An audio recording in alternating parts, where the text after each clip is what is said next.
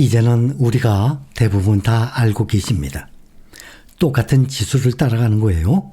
S&P 500을 따라가는 달러로 투자하는 SPY 1년 동안에 25% 상승. 그런데 원화로 투자하는 것은 타이거 S&P 500이 37% 상승, 무려 12% 차이 납니다. 또 나스닥 100 QQQ는 27% 상승했는데 원화로 투자하는 타이거 나스닥 100은 40% 상승, 13% 가까이 차이가 납니다. 왜인지 다 알고들 계시죠? 그래서 제가 여러분들께 S&P 500에 대한 ETF, 나스닥 100에 대한 ETF를 SPY, VOO, QQQ를 비교해서 기준으로 설명을 드리지 않고 달러 상승 효과까지 그대로 수익률에 묻어있는 원화로 투자하는 타이거 S&P 500, 타이거 나스닥 100 훨씬 수익률이 10몇 %가 높아요. 이걸 기준으로 말씀을 드린다고 원화로 투자하는 것이 아닙니다. 금액이 크면 달러로 투자하는 것이 편할 거예요. 1년 동안에 달러 상승폭을 보면 1년 전에 1291.71원이었어요. 그런데 지금은 1446.42예요. 그러니 1년 동안에 달러 환율이 12% 상승했어요. 이 상승분이 달러로 투자할 때 S&P 500, 원화로 투자할 때 또 나스닥 100에도 그대로 적용이 된 것 아니겠습니까? 그래서 원화로 투자하면 그 달러 상승 효과까지 그대로 얻어요.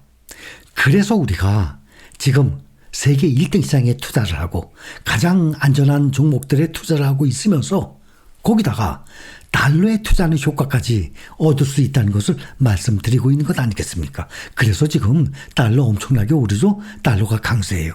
우리는 그 효과를 톡톡히 보고 있는 것입니다. 그동안은 미국 시장에 이 빅테크 종목들을 매그니피센트 세븐이라는 신조어 이름을 많이 사용을 했습니다. 그런데 새로운 신조어가 또 나타났어요. 배트맨. 이름이 미국 주식시장에 배트맨이라는 신조어가 등장을 했어요. 최근에 주가가 폭등한 브로드컴을 비롯해서 지금 미국에 있는 상장사 중에서 시가총액 1조 달러가 넘는 기업 8곳, 이 8곳의 인일회를 따서 2025년도에는 이 주도주가 될 것이다 라면서 배트맨, BATMMAAN, 이 배트맨이라는 신조어를 만들었어요. 그래서 영어의 첫 글자를 따서 순서대로 BATMMAAN, 브로드컴, 애플, 테슬라, 마이크로소프트, 메타, 아마존, 알파벳, 엔비디아. 그래서 8개예요. 시가총액도 마침 시가총액 1위부터 8위까지 그대로 다 들어가 있습니다. 또 이 종목들은 우리 국내 개인 투자자들이 보유하고 있는 탑 종목들에 다 포함되어 있는 종목들이에요. 그래서 어떻게 설명을 해줬냐면 월가에서는 지금 브로드컴을 맞춤 양복점이다, 엔비디아는 기성복점이다 라고 비유를 한답니다. 이 인공지능 AI 시대에 엔비디아는 그래픽 처리한 GPU를 원단으로 삼아서 전 세계에 옷을 팔고 있는데 빅테크로 대표되는 큰 손들이 자신의 체형에 맞는 양복을 원하기 시작했다는 거예요. 그러니까 맞춤형 양복이 필요하다는 거예요. 경기 침체 우려 속에서 빅테크주들만 돈을 쓸 여력이 생기니까 이들을 위한 반도체 설계 최고봉 브로드컴에 돈이 몰리고 있다는 것입니다. 최근에 브로드컴이 엔비디아를 바짝 쫓아가고 있습니다. 상대적으로 높은 주가 상승률을 기록하고 있어요. 내년에 배트맨 사이에서도 투자 수익률에서 양극화가 심화될 것으로 전망을 하고 있습니다. 내년에 배트맨 8곳의 내년 예상 실적을 분석을 해보니까 성장과 실속 여전히 엔비디아가 1등일 것으로 보입니다. 브로드컴의 매력은 이 배트맨 중에서도 가장 높은 배당 성장세예요. 이것을 내다보고 우리나라의 국민연금이 다른 종목들보다도 특히 브로드컴을 10배 이상의 투자금을 늘린 것입니다. 국내 주식과는 다르죠. 기업 실적, 이것을 주주들과 적극적으로 나눕니다. 주주 환원 정책을 이 미국 시장을 따라갈 그러한 시장이 세계에 없어요. 이런 추세는 앞으로도 계속될 전망이에요. 영업을 통해서 사업을 통해서 벌어들였어요. 그 이익 중에서 실제 손에 쥔 돈이 많기 때문에 주주 환원 여력이 가장 높다고 나와 있습니다. 또 테슬라는 도널드 트럼프 이 미국 대통령 재집권으로 인해서 스포트라이트를 함께 받고 있어요. 실적 대비해서 주가는 가장 비쌉니다. 그래서 투자 리스크 또한 높은 편이에요. 또 애플과 마이크로소프트의 내년 실적은 꾸준한 거로 보지만 다른 1조 달러 클럽에 비해서 좀 부진할 것으로 예상을 하고 있습니다. 또 실적 대비 저평가 매력은 메타와 구글로 보고 있습니다.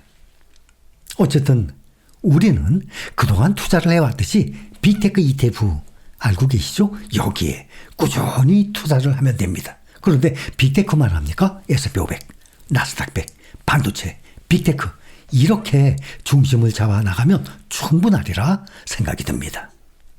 국내 해외 주식 투자자들 서학개미라고 그럽니다. 서학개미들의 미국 주식 보관액이 이달 들어서 1,000억 달러를 돌파했습니다.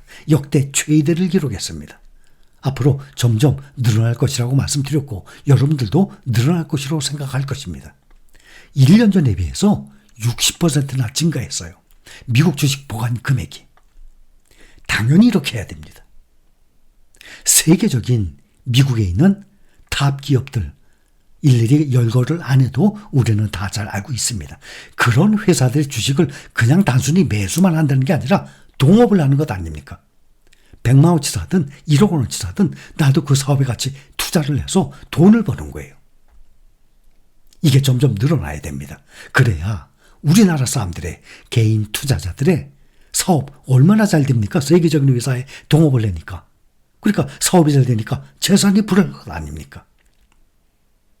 이제는 여러분들도 잘 아시다시피 미국 주식에 투자를 하게 되면 달러에 투자를 하는 효과까지 얻을 수 있는 것입니다. 이게 큰 장점이에요. 그리고 든든합니다. 달러를 들고 있기 때문에. 그래서 투자자들은 어느 정도의 적정한 달러 자산을 보유할 필요가 있는 거예요.